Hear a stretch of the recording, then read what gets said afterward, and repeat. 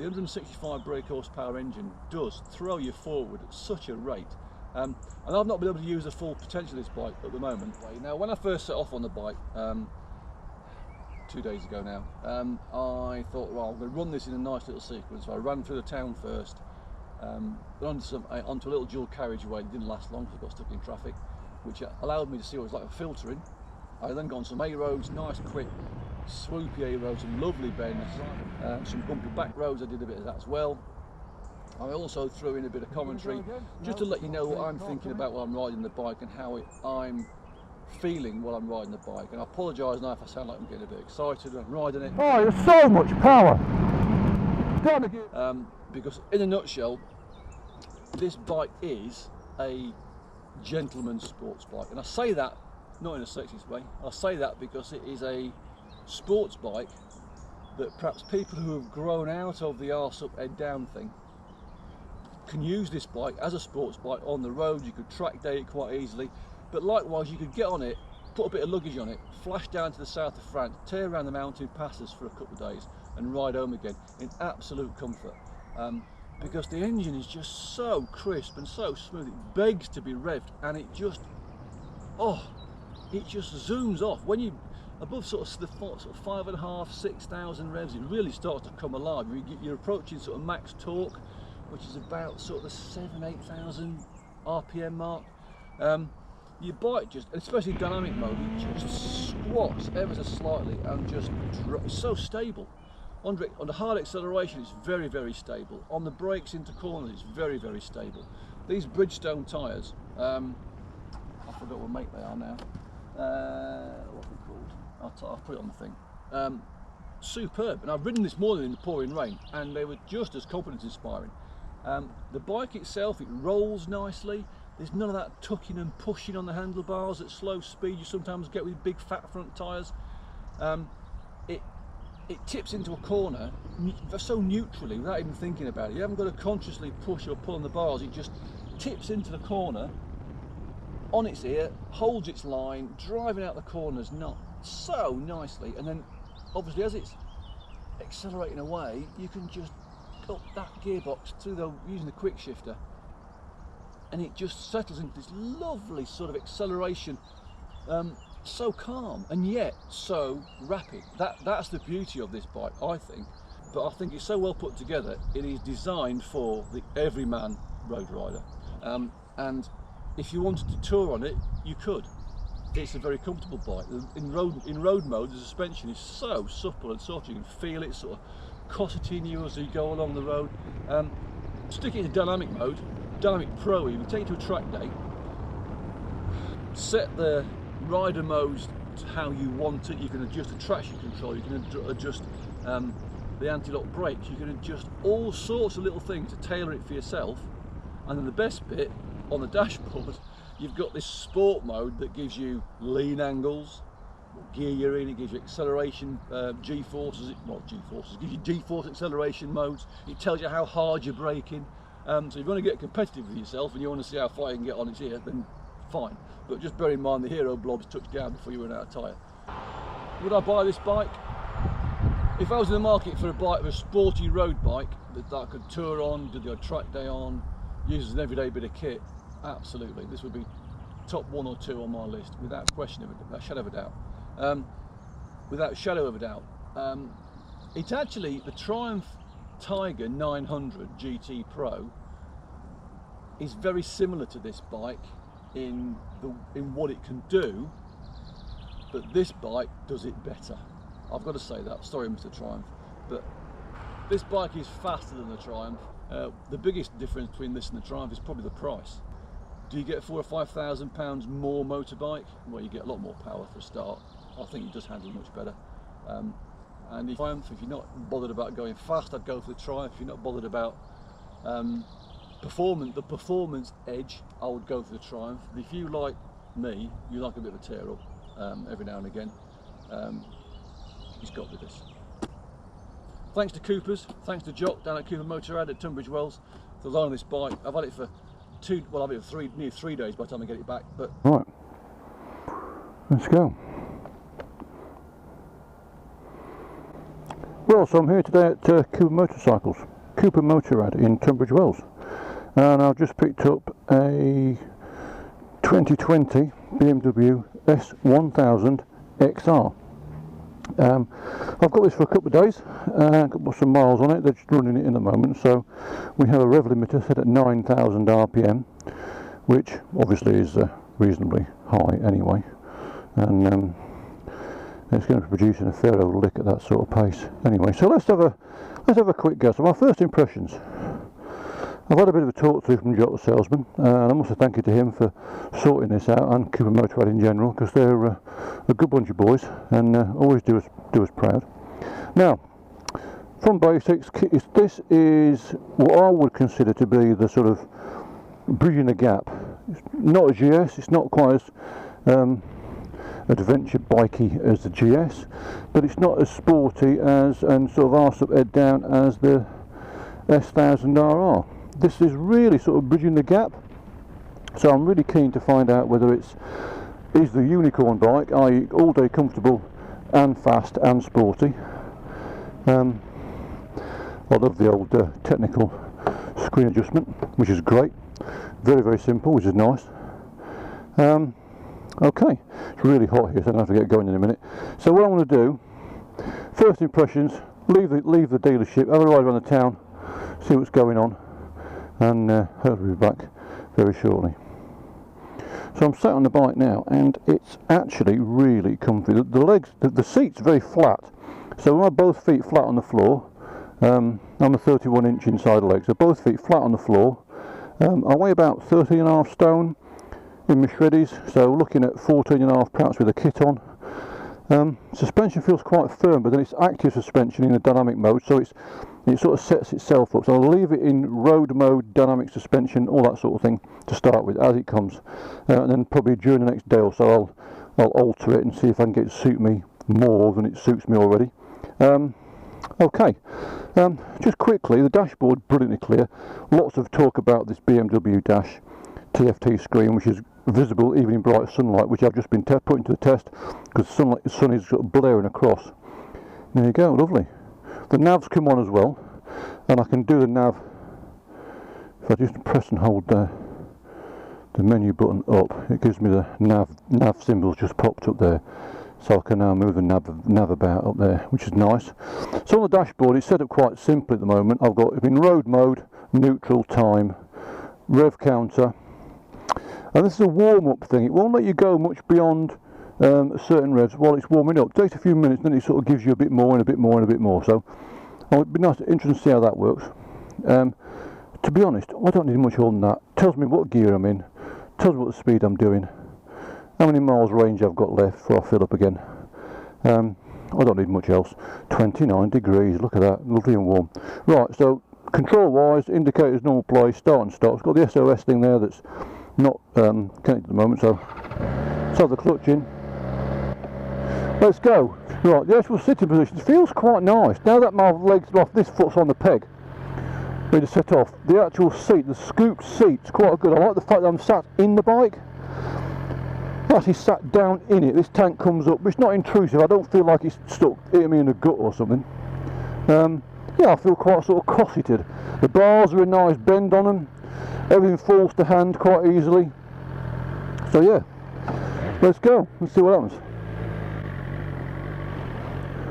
Well, instantly it feels really light. It feels so light. There's no luggage on this. I'm wearing a rucksack, so I've got my bits and bobs in my rucksack. But feels really nice and light. Yeah, brakes and the lever travel on the front brake feels nice and quite keen. Yeah, that's about right span wise for me. That'll do. I know that technically you should have all your fingers over the brake pedal, but to be honest, with modern brakes, one finger's normally enough. I just like to. So we've got a quick shifter fitted to this bike, but as with a lot of quick shifters, at low revs they can be a bit snatchy. They're not really designed for low revs and town work. I think you're asking quite a lot of the gearbox to change gear without any revs on and all that. Anyway, you know what I mean. So let's just have a cruise through here nice and gently. So that's third gear, just about 2000 RPM, lovely and smooth. I mean, the previous models of this bike have had people moaning about vibration. I've never really been the one to worry about vibration. I ride a GS normally, for Christ's sake, so vibration for me is like a normal thing. So if a bike hasn't got vibration, I can often think it's died. So yeah, it feels nice and smooth. I'm not revving it yet, obviously, but it feels nice and smooth. This bike's currently done 300 odd miles, so just got to bear that in mind as well. Just let it bed in nice, and you can see it's already warmed up. It's now letting me have up to 10,000 RPM, so yeah, there you go, good old BM. Got the thing warmed up, thinks, yeah, you can have your power now. Yeah, I'll drop a right, we'll go into the town. Feels lovely and smooth. Front brake's very keen, just got to get used to that lever travel. Slightest whiff of the front brake, doesn't seem to be much slack in it, which is not a bad thing. It's not binding or anything. There's one thing I do like about these multi-cylinder four-cylinder bikes, is how smooth they are and how effortless they are to ride. There's no lumpiness. You're not worried about them wicking out at low revs at traffic lights and things. Yeah, I'll just keep the old visor down so the old pollen doesn't grab me. Now you see that little chuck into that bend there, sometimes at low speed a modern bike 17-inch front will tuck, or you'll feel some pressure on the bars. There's not much new, you know, sometimes they can feel a bit unnatural when you first tip them in. You get a bit of pushing and pulling on the bars. That didn't give me any of that sensation. It just rolled in very, very sweetly. I know I'm not travelling fast, but that's the idea. Yeah, I'm not going to labour the point. Round town, really nice. I can imagine it's going to be right. I'm not going to go on about it because you just blow your pants off you. So, through the town, out your side, get on some twisties, and we'll see what it's like at high speed. Be back in a minute. Everyone's going on the coast, don't they, for a nice hot day. Oh, brilliant.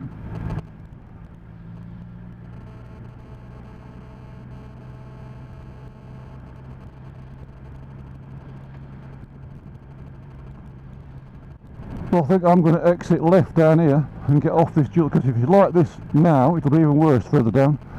So I'm going to exit left and bugger off.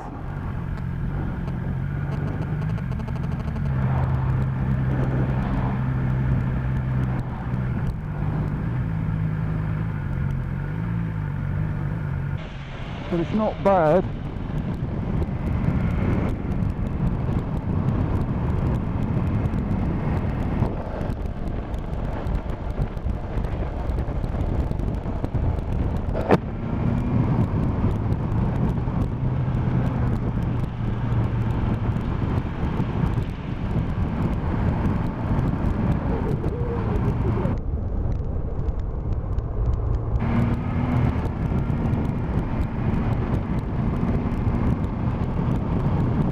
Right, I'll get rid of that roundabout and the slower moving traffic. So on these medium speed bends, 55, 60, she's bouncing along quite nicely. Yeah, lovely, very comfortable suspension. It's in road mode. Yeah, lovely. I mean, just the first literally minute or two and you can tell it's got a lovely sort of flow to it. None of that harshness you get perhaps the sports bike that's set a bit too stiff. I mean, from my point of view, I like a bike that's very compliant. I don't like a bike that's a bit twitchy and a bit notchy. I like a bike that's got some sort of suppleness to it through the old corners. We'll see. Can I get me sneaky little overtaking just here? Are they going to turn? Are they turning? Are they turning? No. Look at that. I love it when a plan comes together. On the brakes. The front brake's really sharp. I've got to get used to that. I'm used to my old GS, so I keep having a big handful and dropping the front, which I don't really want. I'd have to sort of take my time with the old front brake. Very sharp. I mean, very good brakes, which is not a bad thing.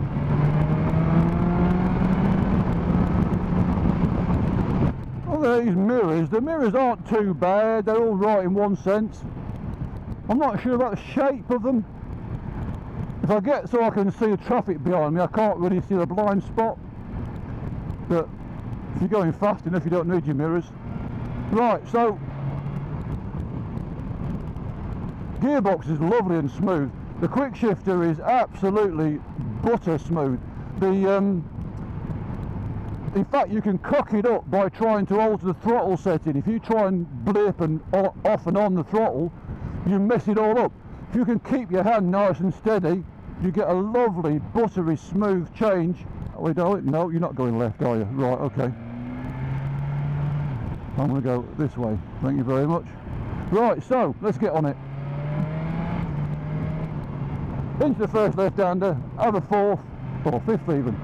See, it drives that even in fifth gear. Lovely, 4,000 RPM, no problem at all. Holds that line brilliantly. Bear in mind it's a small front wheel, it's not twitchy at all. On these bumps it's nice. Oh, there's so much power. Down the gearbox, lovely silky smooth down change on the auto blipper there. Coming up for this bend, we've got a junction to the near side. Make sure that's nice and clear before I tip myself in. A little bit off the old saddle there, tip myself in, picking up the drive, third gear.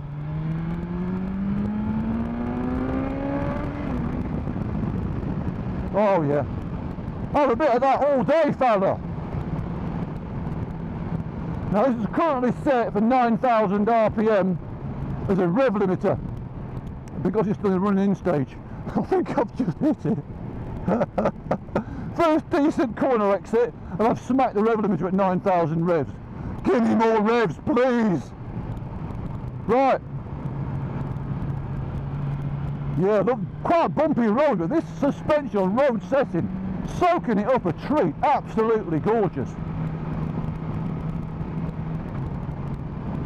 It's got a nice sort of flow to it. Even though you can feel the bumps, you're gliding across them, which is great.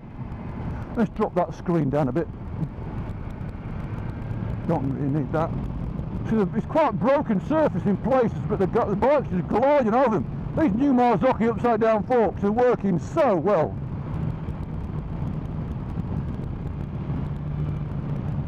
Knock it off, wind your neck in into a 30. Lovely. Let's have a talk about what's going on here then. Yeah, that was really smart. Holds the line nicely, turns effortlessly.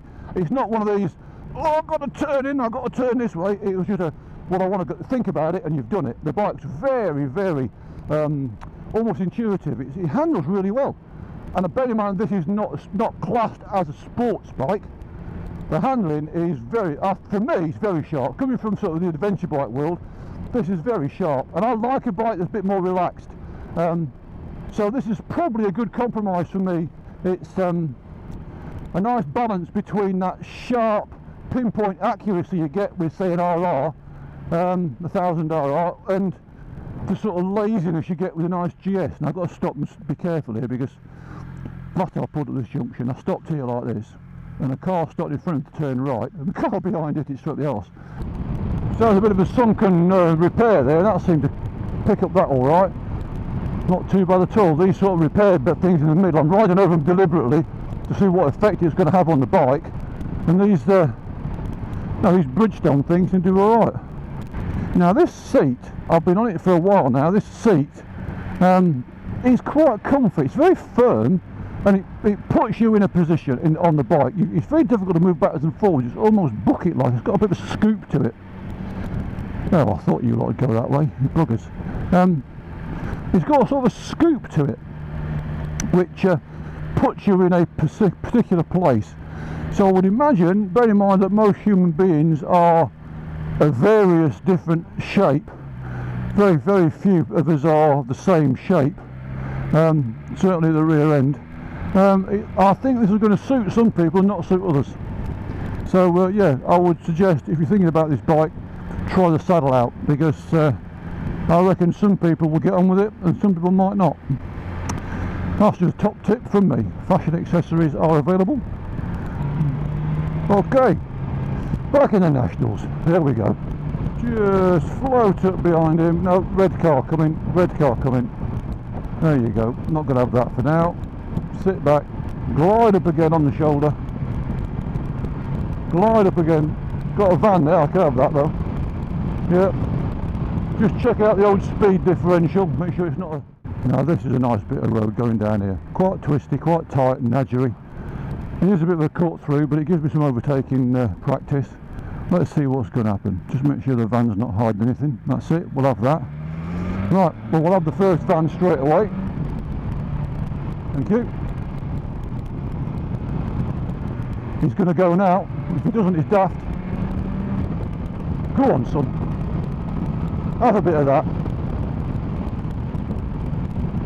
Yeah, go on.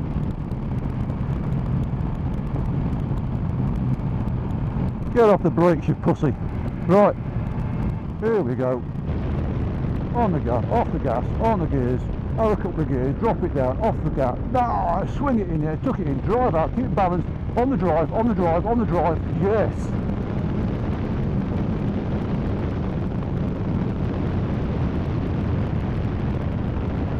Yep, I'll have a bit of this, have a bit of that. Have a bit of this. On the gears, on the gears, on the gears. Between the bends, lovely. See, it drags into the corners on the front brake really nicely. And once you're on the line, it holds beautifully.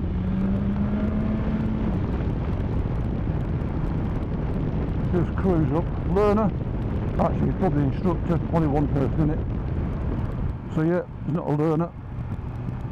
Oh, look at that. Beautiful.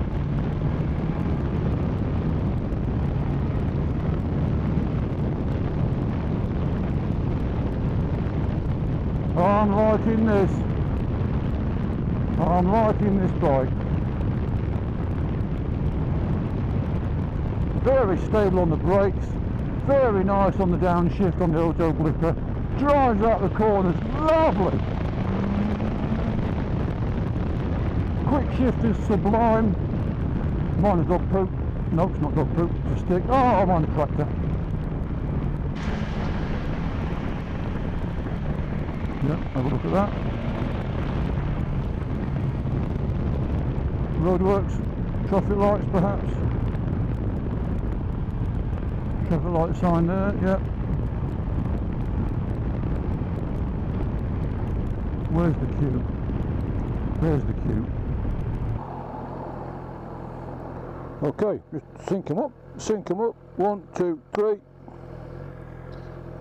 Hopefully that's going to work. Right, got a nice 2 or 3 minute stretch of nationals now. So I'm just going to, I've changed the thing to dynamic. I've run it in road mode and it is very, very planted. But I just noticed the odd little sort of buck and wallow on some of the bumpier stuff. So I've put it to dynamic mode. I'll run down here at a decent lick, not mad, but a decent lick, and see what difference the dynamic makes to the whole feel of the bike, the throttle response and so on. Okay.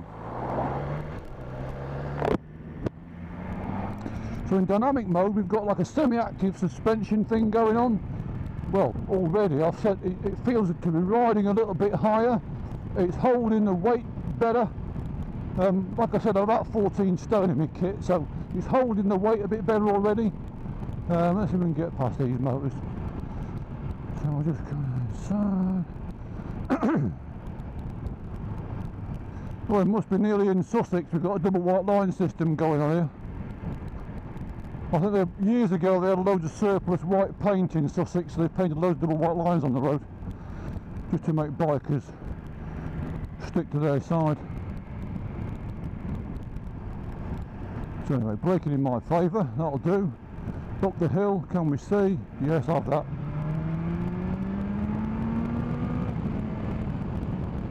Right, so throttle response is a little bit crisper. Over the repair bands it feels a bit more stable. If I ride over these deliberately it does feel a bit more stable. Yep, that's alright. So top gear float through, holds its line nicely. What I like about these big smooth engines is you don't get much of a brr when you shut off, it just drops off gently. So you've got a bit more balance, a bit more control on the corners. So I can ease off, pick up the drive through here, stick it in the near side, and again stick it in the off, whoosh. I can float backwards and forwards, ease and squeeze. So squeeze out the thumb, off the gas, have a gear, have another gear, come back on the acceleration, and pick up nicely, keep it floating through. Pick up my lines nice, drive out on the straight bit, it's lovely, have a bit of that. So again, it allows you to pick your line wherever you like, you can change mid-corner if you have to. Very nice indeed. So that opened up lovely there. So we've got a nice little straight bit. I can come across, I can see all that view. Dynamic feels a bit more planted, it feels smoother for some reason. Perhaps it's because it's altering it as it feels it needs to, rather than just a basic standard setting. But yeah, on the whole, I was impressed with that. Dynamic mode feels really nice, not bad at all. Okay, so before I hit the motorway, to sum up, lovely 2020 BMW S1000 XR, designated by the genre as a sports tourer. It is basically a cross between a very comfy adventure bike and an S1000RR. It's a sports bike, it's got the DNA and the sort of heart of the S1000RR that's a bit softer perhaps, but everything about it is reeks sports bike. The brakes are fantastic, the handling is superb. So stay tuned for the next one. I've got the Ducati Street Fighter coming up in a couple of weeks' time. That'll be interesting because I'm expecting big things of that. Don't know what I'm going to see from it, but yeah, it'll be cute. More coming on the channel, so if you like what you've seen, if you like the sort of things that I'm talking about, then yeah, come back and see me on my channel, 36 Moto. Click like, click subscribe. See you again soon.